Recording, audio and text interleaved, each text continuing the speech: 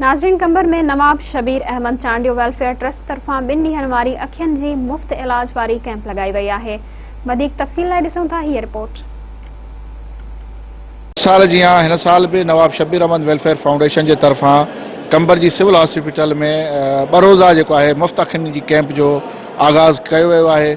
अचो तो हितों जे कैंप के ऑनर्स है डॉक्टर्स जो सो सिविल सोसाइटी के ज़िम्मेदारन से ॻाल्हि ॿोल कयूं तो उन्हनि जो इन आई कैंप के हवाले से छा चवणु आहे। दादे के नाले से नवाब शबीर अहमद वेलफेयर ट्रस्ट आहे असांजो, उन जे हवाले सां सैलानी असां सां तावन कंदो आहे हर साल।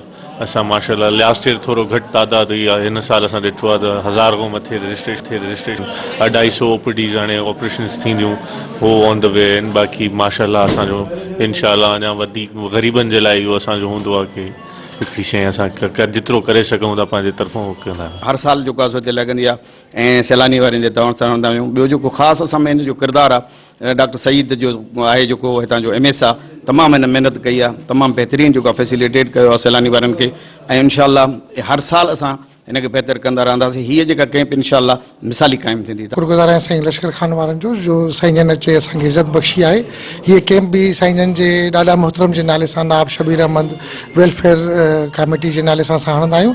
हिन साल असां तमामु घणी महिनत कई आहे। हिनखे जी प्रोपेगेंडा जा जेके भी फोरम आहिनि सभु इस्तेमालु कया आहिनि।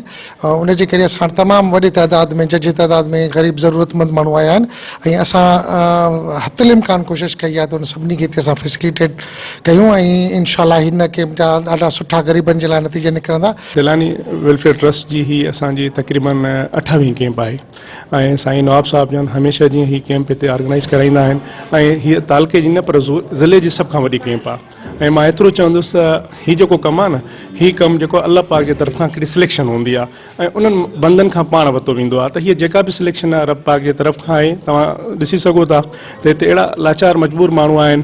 मां त गुरबत खे हमेशह पेरनि खां ॾिसंदो आहियां। पेर जेके आहिनि उनजी आइडेंटिफिकेशन कंदा आहिनि त हिन जो छा आहे।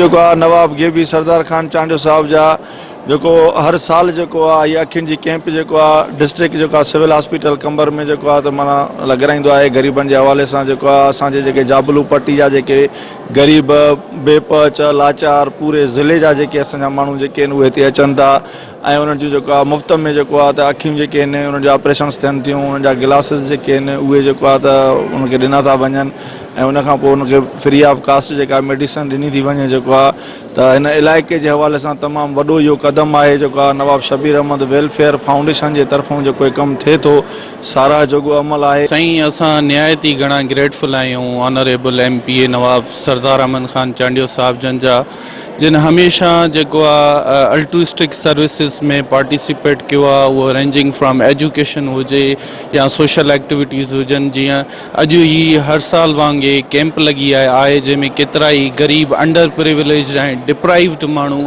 मुख़्तलिफ़ इलाइक़नि खां अचनि था। उनजी फ्री ऑफ कास्ट जेको आहे ऑपरेशन्स थिए थी। नवाब साहब जन जे अहिड़े इनिशिएटिव ते असां सलाम पेश था कयूं ऐं नवाब साहब खे एप्रीशिएट था कयूं। ही सिंध जो पहिरियों एग्ज़म्पलरी MPA हूंदो जेको एतिरो कुझु अल्ट्रुइस्टिक सर्विसिस में एक्टिव आहे।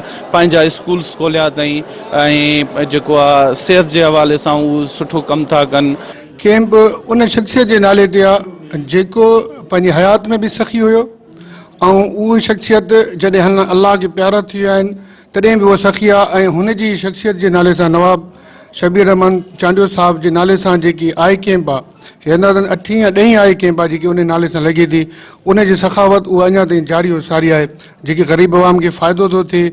जेकी ख़ासि करे नूर हिकिड़ी वॾी अहम शइ हूंदी आहे, माण्हुनि खे नूर थो मिले। उन लाइ उहो जेकी दुआ था कनि अल्लाह जे दर जे अॻियां, उनजो अजर यकीनन नवाब शबीर अहमद साहब खे अल्लाह साईं उते जेको न फरमाईंदो।